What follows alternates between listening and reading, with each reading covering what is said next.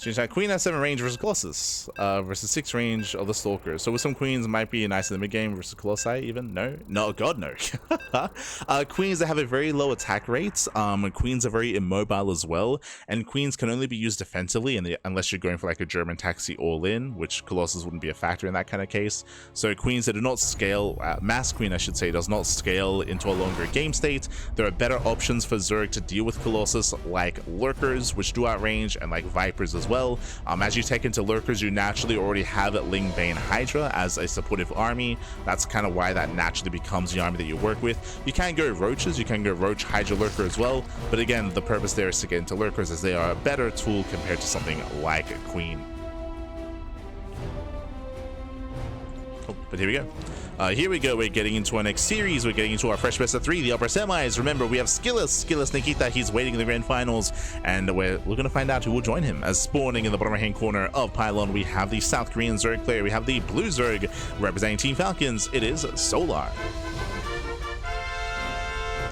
And spawning in the top left hand corner, we have his opponent, we have the red Protoss, the Polish Protoss representing Offside Esports, it is Krystianer.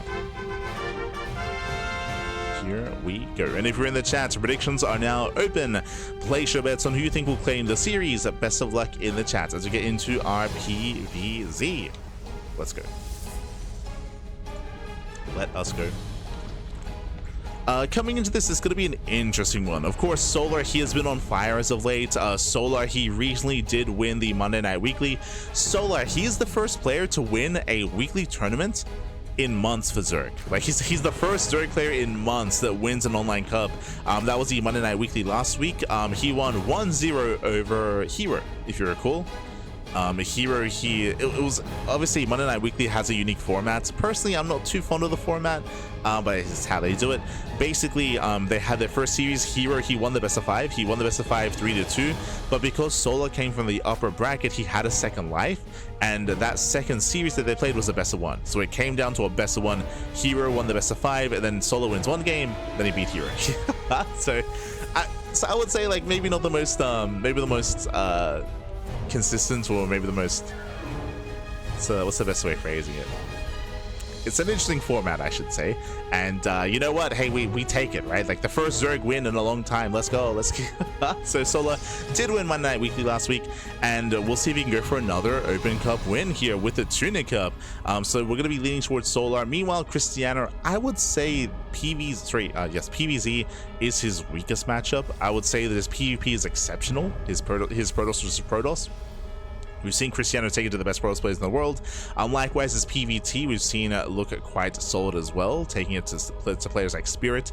Against Zerg, Krystianer, he does have a certain style to him, that is true, but I would say it is the style, it is the matchup that needs the most work. Now, I have heard from other like practice partners of Krystianer that he has been working on his PvZ, and he has been improving it, and it has been looking better as of late. I haven't seen it myself personally, so I'm curious to see how his Protoss vs Zerg has been evolving over time, as it is not a matchup we get to see often. Double Adept into the main, and 2 Adepts taking one-shot drones. Solar, he does pull away in time, so far so good.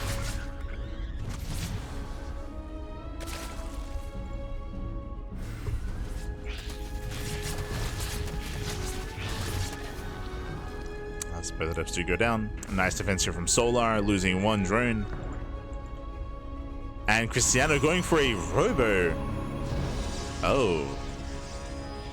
So this looks like Stargate, Robo into Twilight Council, into Temple Archives. This looks like an Archon drop. High Templar into Archon drop. Now, if you remember, I did say that Krystianer, he has a style to him, and I brought this up a couple of times in recent weeks. But this build that Krystianer is going for, assuming that it's going to be a Templar Archives into High Templar, into Archons with a War Prism out of the Robo, is a build that was very popular by the European Protoss players like Krystianer and Mana and Geralt and Patty and Skillous and MaxPax at the beginning of the year. Like, think January, February of 2025. There it is. Templar Archives into Archons. So Archon drop is coming. This was trendy at the start of the year. The Koreans never really picked it up, and it's an okay way to open up. The Archon drop does give you some map control. It allows you to harass across the map. That is true. but it does also mean that blink is delayed, so it's less aggressive. If you remember, you could see what's the benefit of opening up blink. I mean, you saw it in the previous series, game 1 of Young Yakov versus Skillis. Yakov, he lost his 4th base 3 times to blink stalkers. like that's how assertive and aggressive you can be with mass blink stalker. Here it's going to be lighter pressure with Archons denying overlords, denying creep, denying vision, and maybe threatening the queens. But again, it's less committed compared to mass blink stalker. And here come the Archons. So the drop is coming.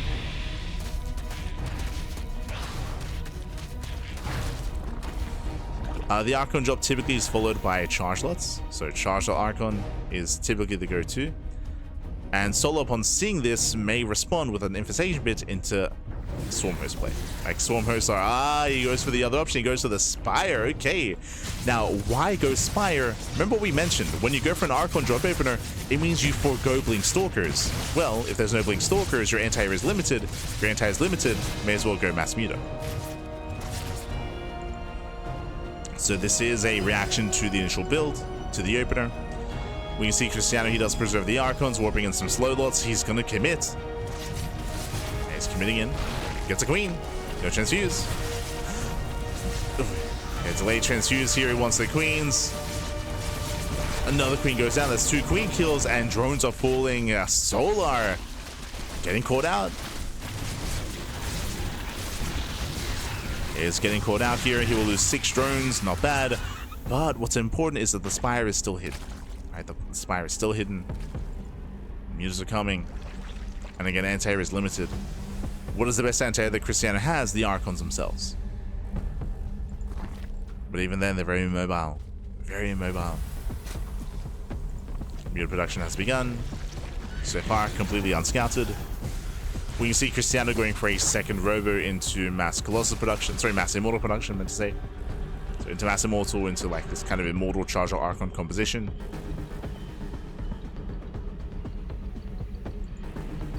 Here come the Mutas.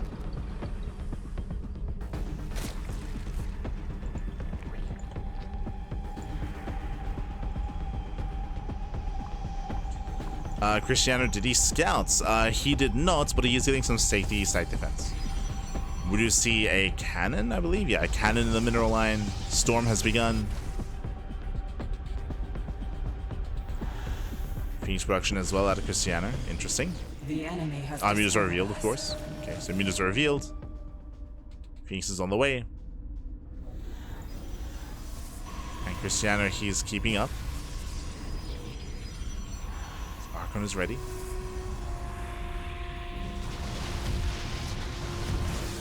So I'll lose 2 probes. Losing more here at the 3rd. Again, just keeping the Protoss busy while Solo builds up his Roaches. 5 probes so far. It's okay damage. It's okay, it's okay.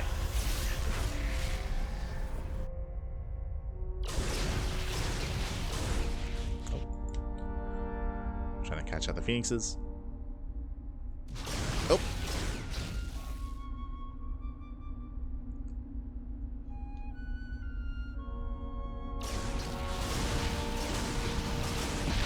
Nice control by Krystianer. Doesn't get caught. Does pull away in time. And Solo's almost maxed. He's almost maxed out.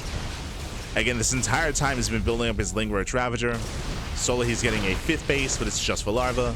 So again, just for Larva. You can see Solo cutting workers at 75. He does not fully saturate.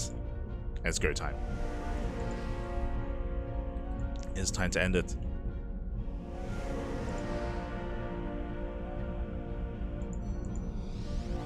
Now, storms are going to be a big part of the defense. If the storms are able to connect, then Krystianer can hold. Here comes the 4th base. This is better for Solar. Krystianer, now he's spreading himself thin as he expands.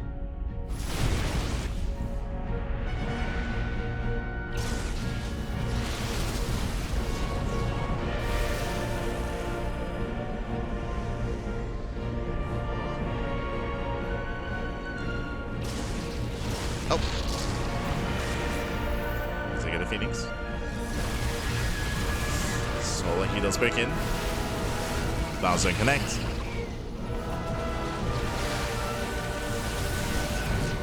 Mailing speed is almost done.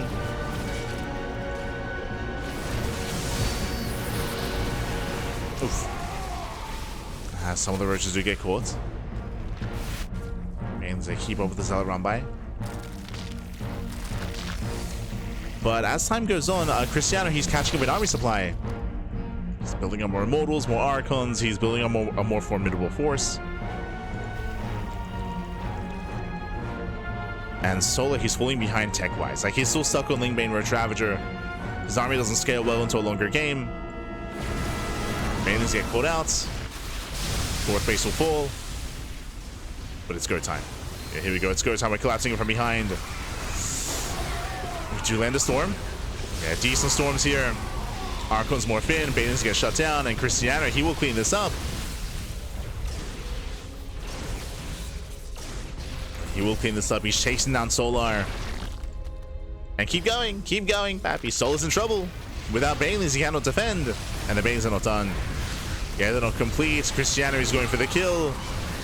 Getting on top of the mutas. Getting on top of the Ravagers. And he still has more storms. Yeah, plenty of storms left over. Krystianer, he should snowball out of control. And Solar, he was just left in the dust. Left in the dust. Left with Roach Ravager.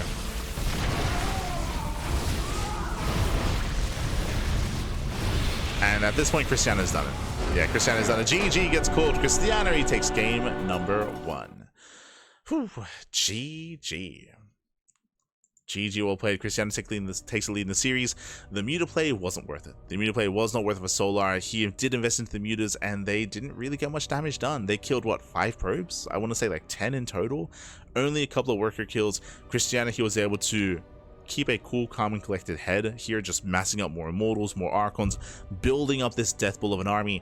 And remember, Solar, he forced himself all in. Remember, Solar, he was completely all in there towards the end, or that entire game actually, because he chose not to drone up and not to tech up into lurkers. He chose to stay on Lingbane Roach Ravager and commit to maxing out on Lingbane Roach Ravager. So the longer it went on, the worse it became for Solar. GG. GG, well played. With that, we're now getting into game 2, and we're loading into Magnetic North. Let's go. Let's go. What does Storm have for dinner today? Storm leftovers. Ah. Oh.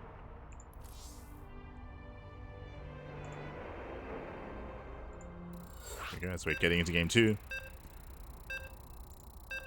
And again, it was a bit of a gambit there from Solar. As we did mention in the previous Yang Yakov series, going into Spire play, going to mutas is very risky just because you're so heavily reliant on it being unscouted.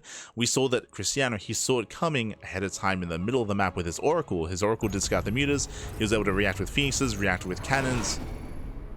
And again, the mutas, they fell on their face. And Solar committed into the all-in. And here we go, spawning in the bottom left-hand corner of Magnetic North, we have the South Korean Zerg player, the Blue Zerg, down in this series. We'll see if he can bounce back and force the ace match for Team Falcons. It is Solar. And spawning in the top right-hand corner, we have his opponent. We have the Polish Protoss player representing Offside Esports, leading the series 1-0. It is Krystianer. Here we go. So load into Magnetic North, and we'll see if Krystianer goes for the same build. Personally, I don't like the idea of going for Archon drops 2 games in a row. Game 1, he was successful, partially because, I mean, the Archons themselves didn't do much damage. I mean, he killed 6 drones. Yeah, true, he killed 6 drones. He killed 2 queens. That was nice. But a big reason for success, of course, was the commitment of Solar and the lack of damage dealt by the commitment, by the mutas, of course, giving Krystianer a nice mid-game to get into and to build up his army. This time, if we see the same build out of Krystianer, there's a very low chance that Solar's going to go into mutas, right? It's a very low chance that he goes into Spire play. So it's going to be more difficult for Krystianer to really get into that kind of mid-game game state and to build up into that army,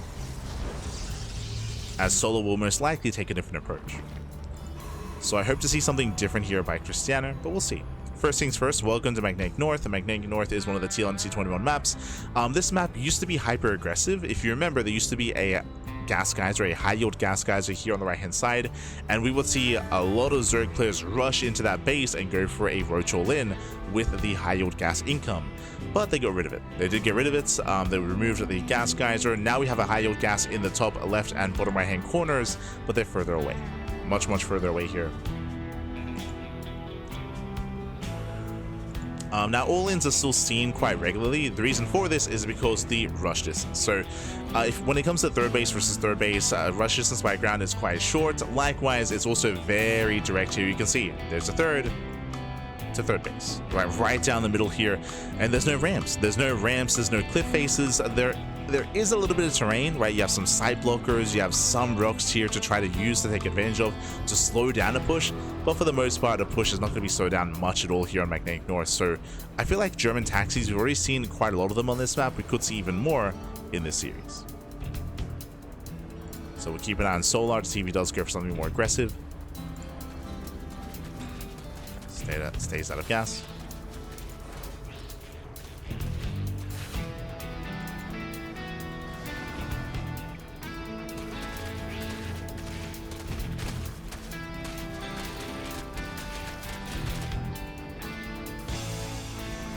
Setups are moving in.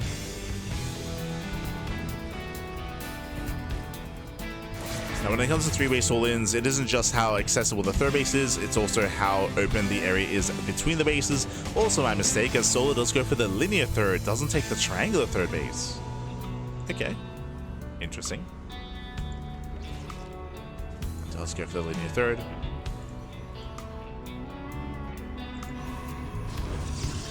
Once again, Stargate into Robo. This screams the same build. So Stargate, Robo, Twilight Council, Temple Archives, Archon Job should be on the way here. Yep, there it is.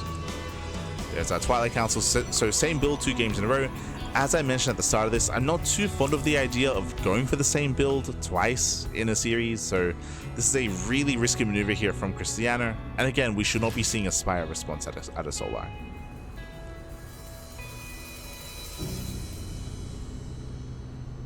From here, we can go into a heavier Roach commitments. From here, we could even go into Swarm Host play. That'd be another option.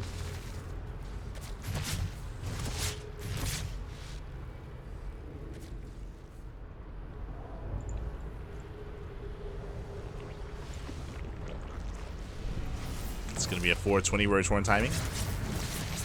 Lairs on the way right after. There's the Templar Archives. Here come the High Templar. Here come the Archons.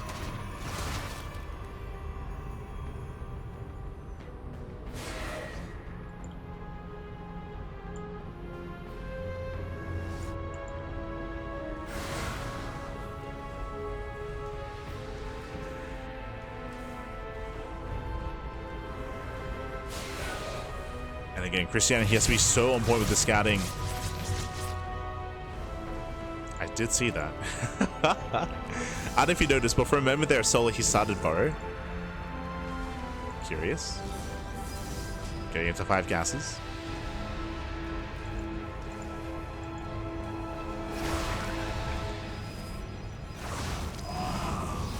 Ooh, High Templar denied. Ay, ay, ay. Yeah, delayed warp in, delayed Archons. So already a nice start for Solar.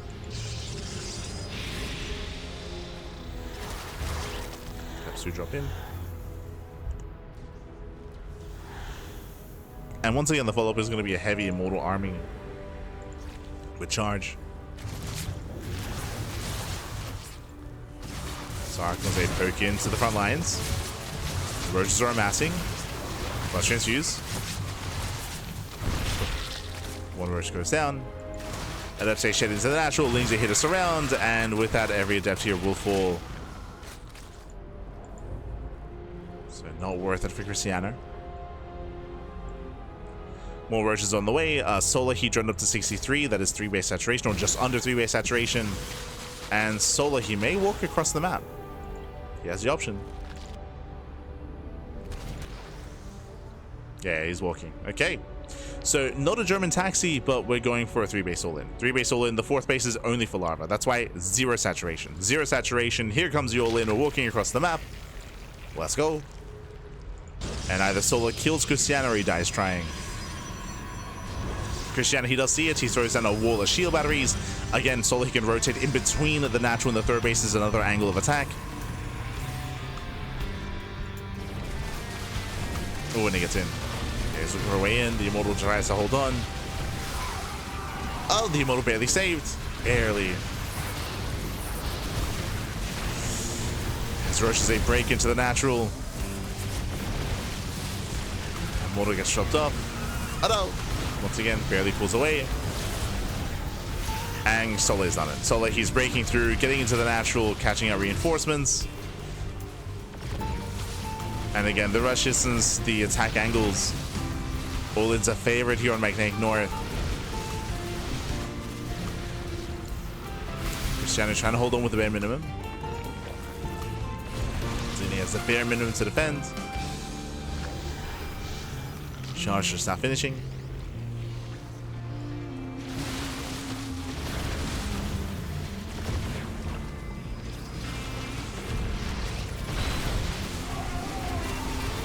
And the control has been good from Krystianer. He's been preserving his army, but he just doesn't really have much of an army to work with. There's just not much here. Oof. Yeah, Biles on the Immortal. Contamination on the road. Let's go. And gets up the contamination.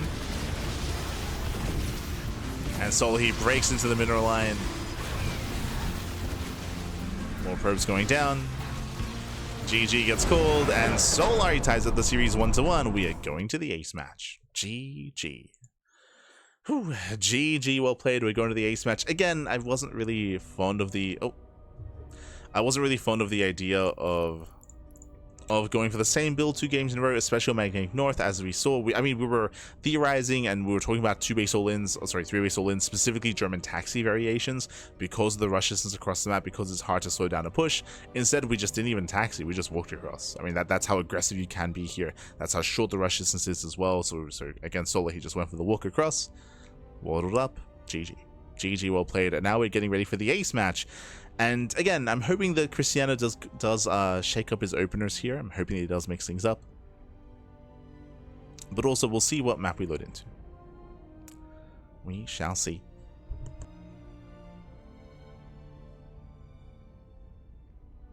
As we are getting ready for the ace match.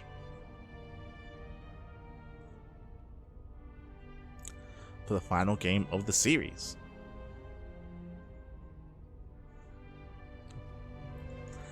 And, oh, game 3 is going to be on Incorporeal. Okay, I would say this is going to be a bit of a better map for Krystianer. It's a larger map, a longer rush distance by ground. I would say it's relatively defendable on 4 bases. Relatively. We have seen some successful all-ins, but it's still difficult to pull off. I'll say that Muta play is viable on Incorporeal, but because we already had Mutas once in the series, there's a lower chance it's going to happen. We'll see.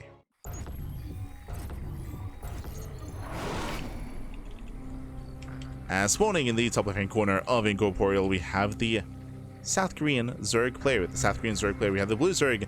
For Team Falcons, it is Solar. And spawning in the bottom right-hand corner, we have his opponent. We have the red Protoss player. The red Protoss player himself, representing Offside Esports. It is Krystianer. We go. As we're getting into our next game, loading into the final game of the series, the ace match. Vámonos, papi, vámonos.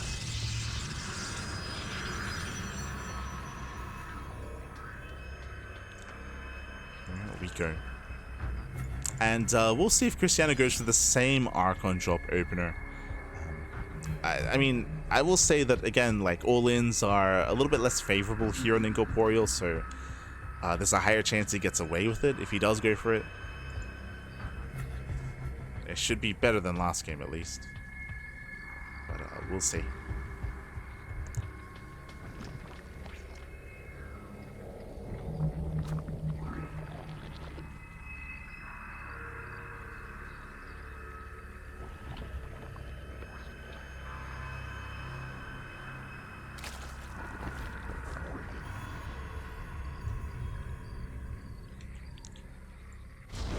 Building up.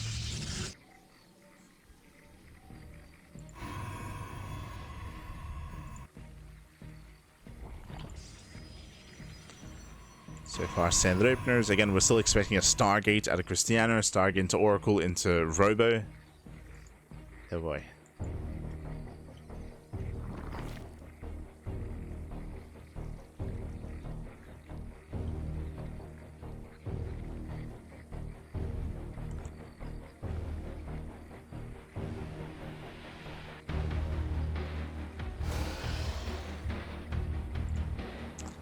So now Solo just going for standard opener. Hatch gas pool into a third base. Third base is going to be on the way.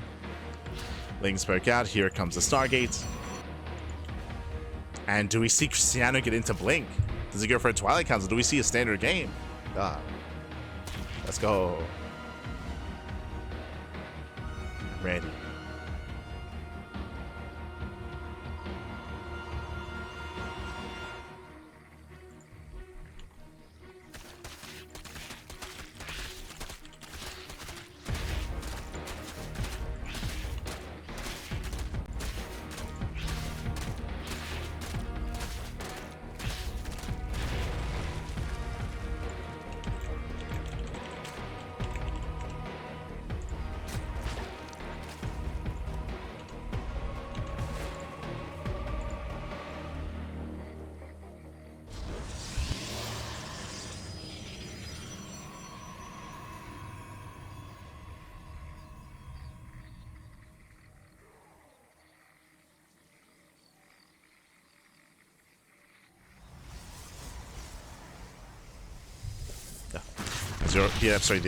They do get across the map. So far, 2 drones going down. Here comes our first Oracle.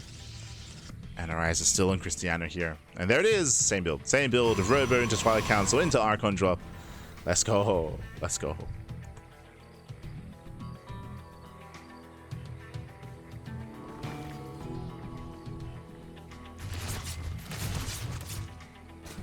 As the Oracle is deflected. Ling's head poke in.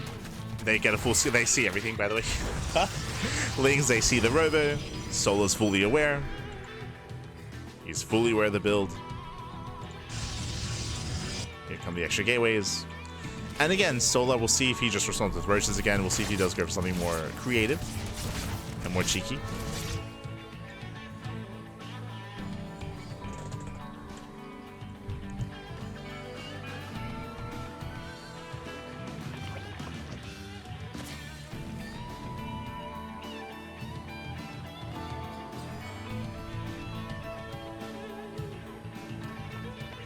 As there's that early Roach Warren being taken, gases are on the way as well. Solo, so far, he's reacting well to this. I mean, just like last game. Really, with what's going to be the most curious thing is the follow-up here. Does Solo go for another 3-base all-in, or does he macro from here after he deflects the initial Archons? And if they shade him for a second time, they get 1 drone so far. Maybe 2. There we go, 2 drones do fall. So it does get a little bit of extra damage. A little bit extra. Here come the Archons. Here comes the drop.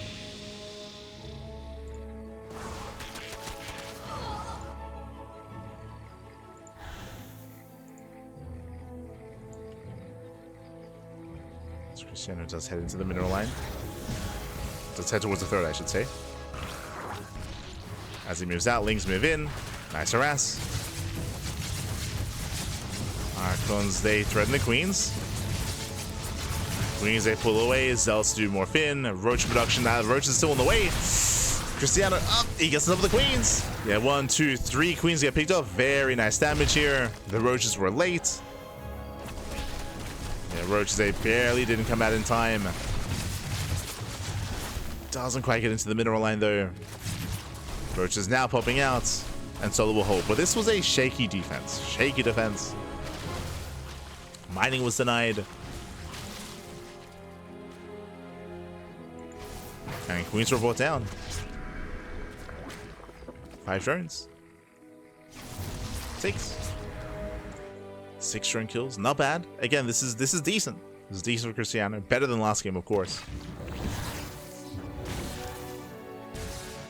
With that, hunting down Novalord. Nice pickup. Oh, and that is an infestation pit. Okay. Now, I'm curious here. If you remember, I kept mentioning something throughout this entire series, whether or not Solo would respond with Swarm Host. Swarm Host is a very common response, very common against Archon drops. For the same reasoning why Spire play is, just because of lack of Blink Stalkers. Drop alerts are on the way. And we'll see if Solo does indeed go into Swarm Host or not.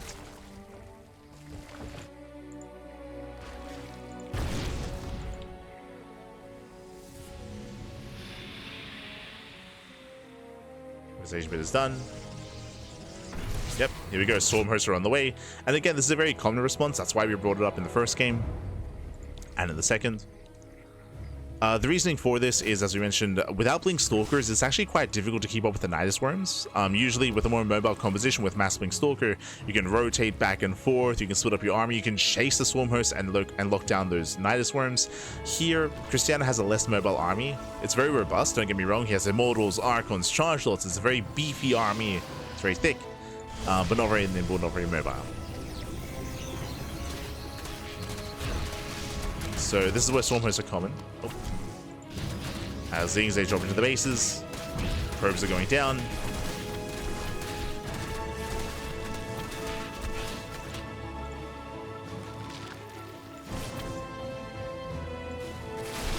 Here comes the Swarm Host, just outside the main.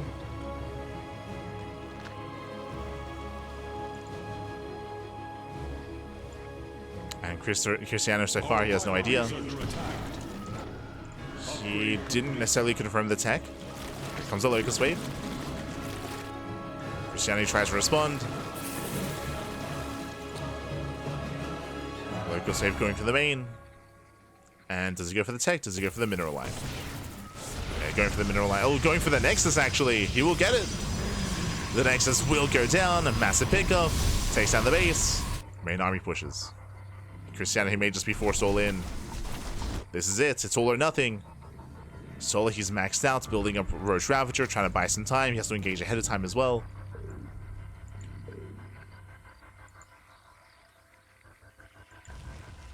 And the problem is that at this point, the Dominors are falling, right? The Dominors are falling one after the other. One Nidus goes down, another does rise up. Getting ready for another Locust Wave. Here it comes. Swarm Host into the main. Swarm Host, they get in. Here comes the Locust Wave, shutting down the production. And Krystianer, he can do nothing. You can see here his main army, it's posturing left, right. Do we push? Do we not?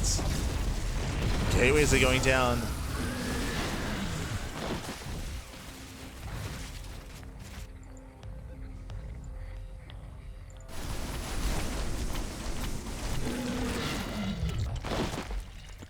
You can see Krystianer, he's stuck here on two bases.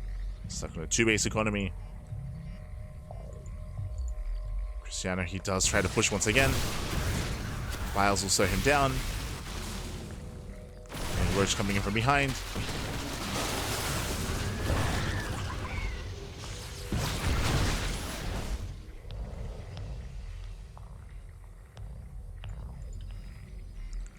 Now, what I'm saying is that, or what I should mention here is that Krystianer, he still has a terrifying army, right? Like, sure, he can't defend. Sure, he can't keep up with what's going on. And we may just go for a base trade, but the main army here for Krystianer can win. Like, he can win a head-on fight. A straight-up fight can still go in favor of Krystianer, and yeah, we're going for the base trade.